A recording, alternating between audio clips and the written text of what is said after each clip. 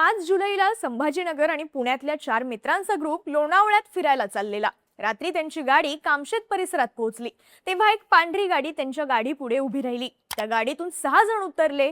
आम्ही पोलीस आहोत असं सांगून त्यांनी या मित्रांच्या गाडीची चेकिंग करायला सुरुवात केली। गाडीत अंमली पदार्थ असल्याचं सांगत त्यांनी या 4ही जणांना धमकावायला सुरुवात केली। या ग्रुपमध्ये एक महिला सुद्धा होती। आपल्याकडे असं काहीच नसल्याचं या मित्रांनी चेकिंग करणाऱ्या पोलिसांना सांगितलं, पण तरी सुद्धा पोलिसांनी त्यांचं काहीच ऐकलं नाही। त्यानंतर पुढचे 7 तास त्यांना त्यांच्याच गाडीतून या संबंधित पोलिसांनी फिरवलं आणि मग त्यांनी या चौघांकडे 5 लाख रुपयांची मागणी केली। यानंतर हे सगळे पोलीस आपल्याला फसवतायत असं या चौघांच्या लक्षात आलं आणि त्यातल्या एकाने आपल्या स्मार्ट वॉच वरून पोलिसांना अलर्ट दिला आणि हा सगळा प्रकार उघडकीस आला। या प्रकरणी पोलिसांनी 6 जणांच्या विरोधात गुन्हा दाखल केलाय।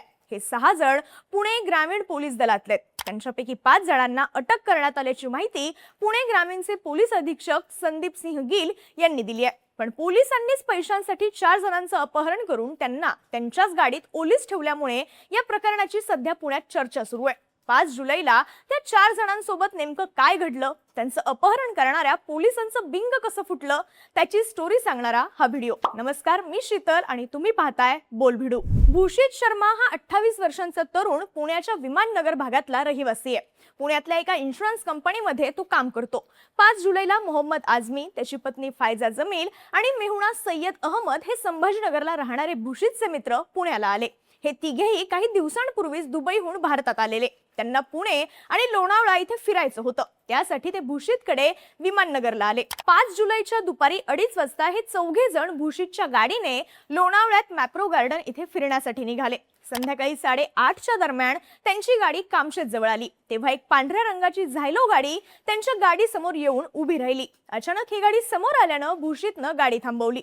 या झायलो गाडीतून 6 जण खाली उतरले आणि ते भूषितच्या गाडीच्या दिशेने यायला लागले। भूषित, त्याचा मित्र, मित्राची पत्नी आणि मेहुण्याला हे सगळं काय होतंय ते कळत नव्हतं। ते चौघेही थोडे घाबरले।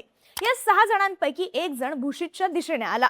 आम्ही पोलीस आहोत आणि आम्हाला तुमच्या गाडीची झडती घ्यायची आहे असं त्यानं भूषितला सांगितलं। तेव्हा आमच्या गाडीत काहीही नाही, आम्ही सगळे मित्र मिळून लोणावळ्याला फिरायला जात असल्याचं भूषित आणि त्याच्या मित्रांनी त्यांना सांगितलं, पण तरी सुद्धा पोलिसांनी त्यांचं काहीच ऐकलं नाही। त्यांच्या गाडीत कुठलीही संशयास्पद वस्तू नसताना पोलिसांनी या चौघांनाही भीती घालायला सुरुवात केली। मुख्य म्हणजे हे सगळं करत असतानाच या पोलिसांनी या 4 जणांच्या ग्रुपकडचे फोन हे ताब्यात घेतले। तुमच्या गाडीत अंमली पदार्थ आहेत ते आम्हाला काढून द्या, नाहीतर आम्हाला तुमच्यावर कारवाई करावी लागेल अशी धमकी या पोलिसांनी दिली। यामुळे भूषित आणि त्याचे मित्र चांगलेच घाबरले। आमच्याकडे काहीही नाही, तुम्ही सगळी गाडी तपासा, पण आम्हाला इथून जाऊ द्या असं ते पोलिसांना सांगायला लागले। मग या 6 पोलिसांनी त्या चौघांनाही गाडीतून खाली उतरवलं आणि गाडीची पुन्हा एकदा झडती घेतली तेव्हा त्यांना एम्बर लीफ कंपनीचे एक सिगारेटचं पाकिट गाडीत सापडलं। पोलिसांनी ते पाकिट घेतलं आणि त्यावरून पुन्हा एकदा भूषित आणि त्याच्या मित्रांकडे आपला मोर्चा वळवला। तुमच्या गाडीत हे पाकिट सापडलंय, आम्ही पुन्हा एकदा सांगतोय की तुमच्याकडे जितके अंमली पदार्थ असतील ते आत्ताच्या आत्ता आम्हाला काढून द्या, नाहीतर पोलीस चौकीत नेऊन तुमच्यावर कायदेशीर कारवाई करावी लागेल असं पुन्हा या पोलिसांकडून सांगण्यात आलं। आता एम्बर लीफ हा एक इम्पोर्टेड सिगरेटचा ब्रँड असून या सिगरेटचं सेवन युरोपात मोठ्या प्रमाणावर केलं जातं। त्यामुळे ही सिगारेट तुमच्याकडे कशी आली असंही या पोलिसांनी विचारलं। तेव्हा हे पाकिट माझं असून परदेशात असताना मी ते घेतलं होतं अशी माहिती भूषितचा मित्र मोहम्मद आझमीनं दिली, पण त्यावर सुद्धा या पोलिसांचं समाधान झालं नाही। ते अंमली पदार्थांच्या संशयावरून या सगळ्यांना धमकावत राहिले। या सगळ्यात साधारण तास 1.5 तास निघून गेला। भूषित आणि त्याच्या मित्रांकडून पोलिसांना समजावण्याचा, त्यांना विनंती करण्याचा सगळा खटाटोप सुरू होता, पण पोलिसांकडून त्यांची सुटका होत नव्हती। या चौघांचेही फोन पोलिसांनी ताब्यात घेतल्यामुळे त्यांना कोणाशी संपर्क करणं सुद्धा शक्य होत नव्हतं। त्यांनी पोलिसांकडे फोनची मागणी केल्यावर आधी तुम्ही लपवलेला सगळा माल आमच्या स्वाधीन करा, मगच तुम्हाला फोन दिले जातील असं पोलिसांकडून सांगण्यात आलं। या सगळ्या प्रकारामुळे हे 4ही जण वैतागले। आता काय करायचं, आपण निर्दोष असल्याचं पोलिसांना कसं पटवून द्यायचं आणि आपली सुटका कशी करून घ्यायची याचा ते विचार करू लागले। त्यांची ही हतबलता बघून पोलिसांनी त्यांना एक ऑफर दिली, तुम्हाला कारवाई व्हायला नको असेल तर आम्हाला 5 लाख रुपये द्या आणि या सगळ्यातून आपली सुटका करून घ्या अशी मागणी पोलिसांकडून करण्यात आली। पोलिसांच्या या ऑफरमुळे भूषित आणि त्याच्या मित्रांना वेगळाच संशय आला। हा सगळा आपली फसवणूक करण्याचा प्रयत्न असून आपल्याकडून पैसे उकळण्यासाठी या 6 जणांचा हा डाव असल्याचं त्यांच्या लक्षात आलं। हे खरे पोलीस नसून ही चोरांची टोळी असल्याचं सुद्धा त्यांना वाटलं। पण आता यांच्या तावडीतून वाचायचं कसं? हातात फोन नसताना पोलिसांना याबाबत माहिती कशी द्यायची हा मोठा प्रश्न त्यांच्या समोर होता। मोहम्मद आझमीची पत्नी सुद्धा त्यांच्यासोबत असल्यामुळे हे लोक तिला काही करणार तर नाहीत ना अशीही त्यांना काळजी वाटायला लागली। पैशांची मागणी केल्यानंतर पोलिसांनी या चौघांनाही त्यांच्याच गाडीतून फिरवायला सुरुवात केली। या 6 जणांपैकी दोघं भूषितच्या गाडीत बसले। त्यांनी पांढऱ्या रंगाच्या झायलोत असलेल्या इतर 4 पोलिसांना फॉलो करायला सांगितलं। त्यानंतर 5 तारखेच्या रात्री तब्बल 7 तास या चौघांनाही त्या 6 पोलिसांनी पुण्यातल्या वेगवेगळ्या भागात फिरवलं। इतकंच नाही तर त्यांच्याकडून 5 लाख रुपये काढून घेण्यासाठी ते तळेगाव दाभाडे इथल्या एका ATM वर गाडी घेऊन गेले। आता पैसे देऊन सुखरूप सुटण्याशिवाय आपल्याकडे दुसरा कुठलाही पर्याय नसल्याचं या चौघांना वाटू लागलं।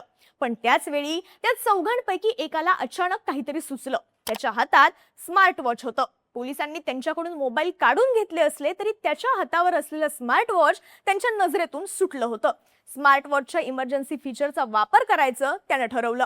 तळेगावच्या ATM वर पोहोचल्यावर पोलिसांचं लक्ष नसताना त्याने स्मार्ट वॉच वरून पुण्यातल्या आपल्या एका मित्राला इमर्जन्सी हेल्पचा मेसेज पाठवला। यानंतर त्या मित्राने लगेचच पिंपरी चिंचवड पोलिसांना आपला मित्र संकटात असल्याची माहिती दिली। ही माहिती मिळताच पिंपरी चिंचवडचे पोलीस आयुक्त विनयकुमार चौबे आणि इतर 3 उपायुक्त ऍक्शन मोड मध्ये आले। त्यांनी पिंपरी चिंचवड पोलिसांचे एक पथक मोबाईल लोकेशन ट्रेस करून तळेगावच्या दिशेने रवाना केलं। चौघांपैकी एकाने पोलिसांना संपर्क केल्याची आणि पोलिसांचं पथक आपल्या मागावर असल्याची कुणकुण या 6 जणांना लागली। त्यानंतर भूषित शर्माच्या गाडीत असलेले 2 पोलीस क्षणाचाही वेळ न घालवता पटापट गाडीतून खाली उतरले आणि 6 जण आपल्या झायलो गाडीत बसून पसार झाले। त्यानंतर या चौघांचीही सुटका झाली। भूषितने आपल्यासोबत घडलेला हा सगळा घटनाक्रम पोलिसांना सांगितला आणि कामशेत पोलीस स्टेशनमध्ये याबाबत तक्रार सुद्धा दाखल केली।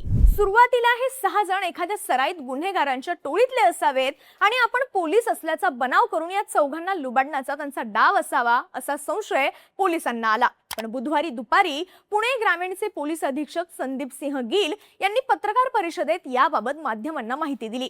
6ही जण पुणे ग्रामीण पोलीस दलाशी संबंधित असून त्यातले 3 जण हे खंडाळा महामार्ग पोलीस केंद्राचे पोलीस कर्मचारी असून इतर 3 जण हे महामार्ग पोलीस मदत केंद्रात वॉर्डन म्हणून कार्यरत असल्याची माहिती गिल यांनी दिली आहे।